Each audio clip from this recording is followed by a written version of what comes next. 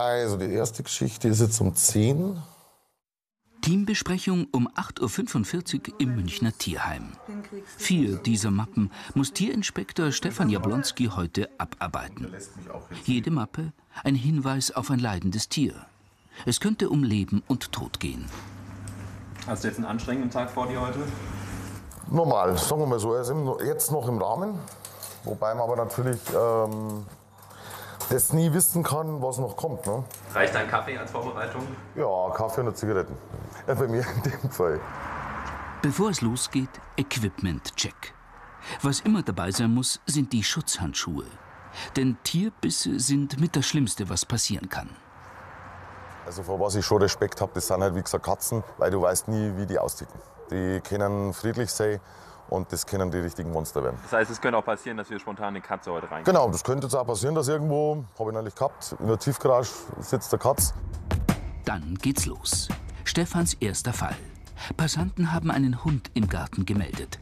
Sie befürchten, dass ihn die Besitzer vernachlässigen. Angeblich ist der Hund wirklich den ganzen Tag über draußen. Jetzt schauen wir mal erstmal, ob der Hund wirklich draußen ist. Da weiß ich jetzt natürlich nicht, ob ich einen antreffe.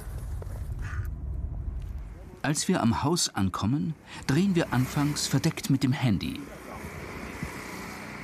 Die Familie steht im Garten. Und schnell stellt sich heraus, falscher Alarm. Dem Border Collie Rocco geht's prima. Ja.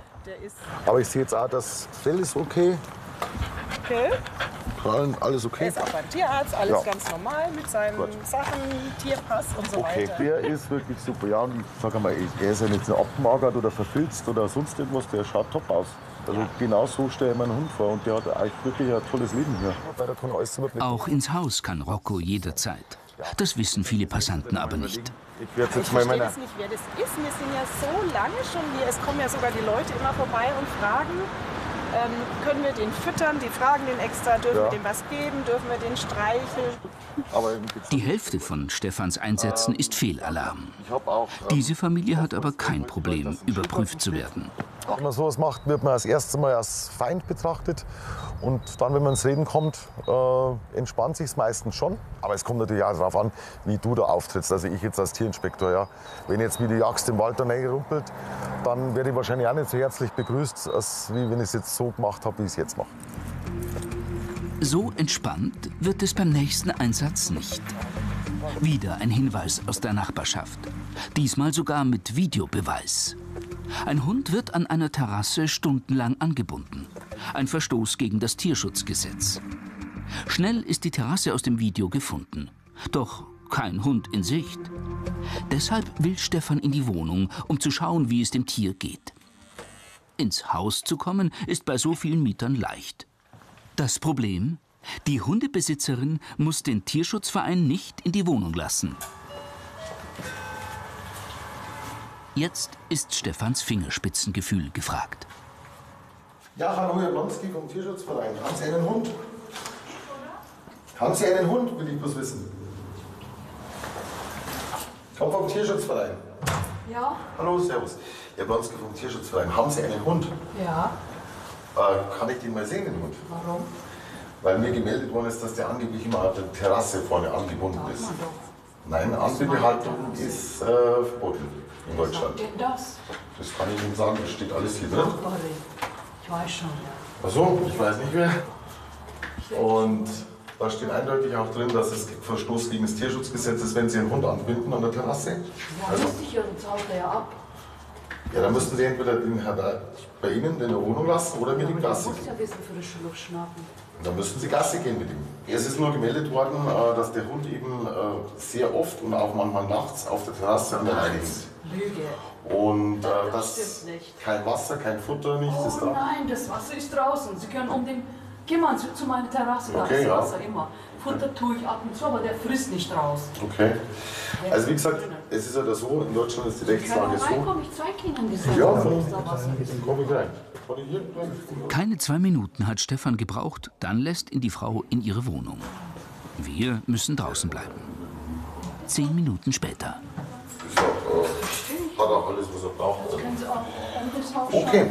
Dann sehen Sie Ich ja, gehe dass selber da dazu. Wasser ist. Okay. Genau, alles klar. Also, ciao, ciao. Also. Gehen wir vielleicht raus, oder? Die Frau war der festen Überzeugung, dass man das darf. Also einen Hund an die Leine hängen und dann an die Terrasse. Das ist wahrscheinlich in ihrer Kultur völlig normal. Bei uns natürlich in Deutschland verboten. Was positiv war in der Wohnung war, also der Hund darf sich in der Wohnung frei bewegen. Der Hund ist absolut nett und verschmust. Er hat genügend Wasser, er hat genügend Futter, er hat hochwertiges Futter. Futterschüssel war auch schön voll. Das Vertrauen der Frau zu gewinnen war ein wichtiger Schritt. Stefan wird mit ihr in Kontakt bleiben und kontrollieren, ob die Frau seine Hinweise umsetzt.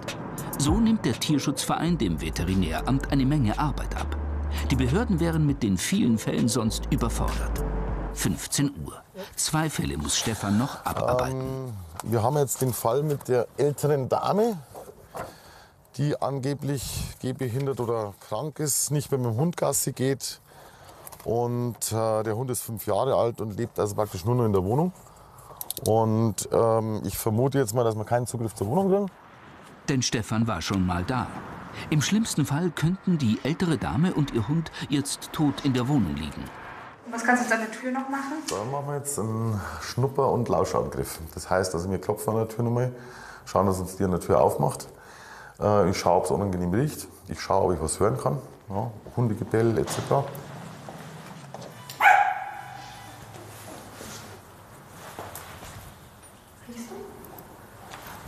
Nichts Schlimmes. Riechst nichts? Nichts Extremes. Wir müssten noch riechen. Wenn da jetzt ein Toter drin liegt, dann riecht es anders. Das habe ich ja schon gehabt.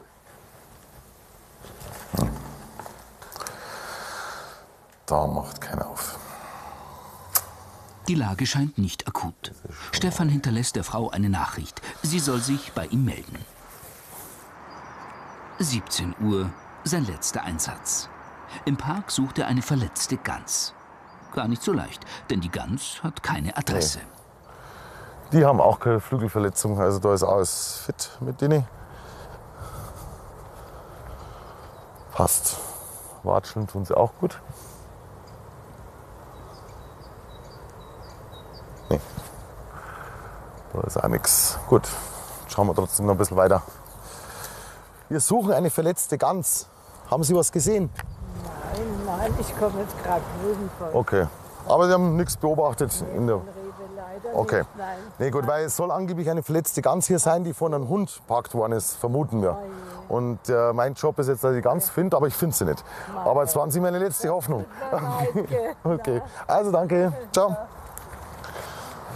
Gut, die Gänsegeschichten, das sind so Wildtiersachen. Das ist immer, das sage ich 50-50 Chance. Ja.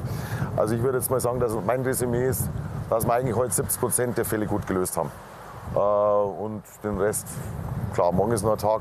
Nächste Woche hoffe ich auf die alte Dame, die wo sich einsichtig zeigt und mir endlich mal ein Feedback gibt. Aber grundsätzlich bin ich heute eigentlich sehr zufrieden. Ja. Also, jetzt gehen wir wieder. Ein recht entspannter Tag für Stefan, ohne Katzenbisse und spontane Rettungsaktionen. Doch das kann morgen schon wieder ganz anders aussehen.